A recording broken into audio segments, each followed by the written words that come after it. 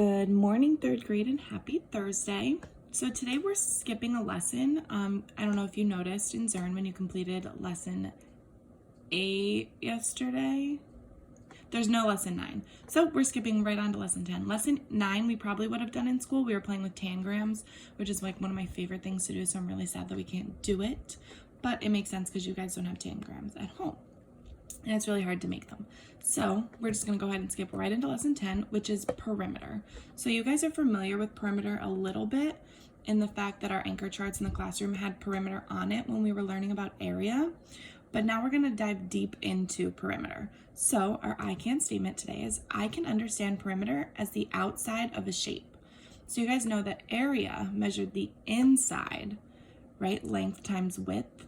It measured the inside of the shape. Perimeter is measuring the outside of the shape. So it's not times anymore, but it's length plus width plus length plus width. Okay? So let's go ahead and get started. So here I drew my backyard. This looks absolutely nothing like my backyard. I wish it did. We have a pool, we have a trampoline, and a dog. I don't have any of them.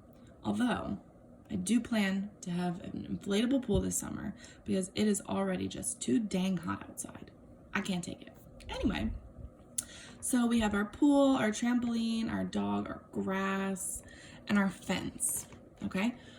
So if I wanted to find the area, I would measure the inside. How many square feet does the inside take up? So I would take one side and multiply it by the other side. We've done that, we know that. For perimeter, I'm going to be adding my top, my first side, my bottom, and my second side. Add them all up, and that's the perimeter, okay? So let's say that my backyard measures, and this is just an introduction for it, so, you know, we're not doing a whole bunch of work here. Let's say this side was 8 feet, completely unrealistic. This side is 6 feet, okay? So what I have here is I only have 2 sides, okay? I need to know all 4 sides. While I'm looking at it, this is a rectangle. So I know that this side is identical to this side. They're the same exact length. So if this side is 8 feet, what is this side? This side is also 8 feet. And a lot of the times you'll see it drawn out like a picture or something like that. And you might immediately think, area, 8 times 6, 48. No, honey. If it asks you to find the perimeter, you need to label all the sides. So if this side is 6 feet, this side is also 6 feet. Okay? So now that I've labeled all of my sides, now it's time to add all of my sides. Okay? Again, with perimeter, you're adding. Okay? So we have 8 plus 8 plus 6 plus 6, okay? 8 plus 8 is 16, 6 plus 6 is 12. So now I can go 16 plus 12. The perimeter is 28, and we just label that with feet. We're not squaring anything. When you do perimeter, you just get the solid, okay? The single solid, one and only label, okay? So that's basically perimeter, okay? Adding, okay?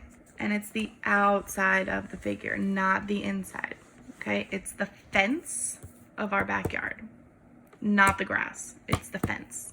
So what I want you to do is I want you to go ahead and draw these shapes in your notebook or on your separate sheet of paper, or on your whiteboard, whatever you're doing your work on.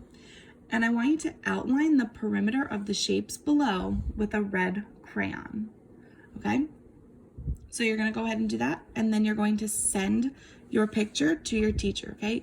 Again, you're outlining the perimeter, remember what we said perimeter was, of the shapes with a red crayon. If you don't have a red, you can use whatever color you want, I don't really care, okay?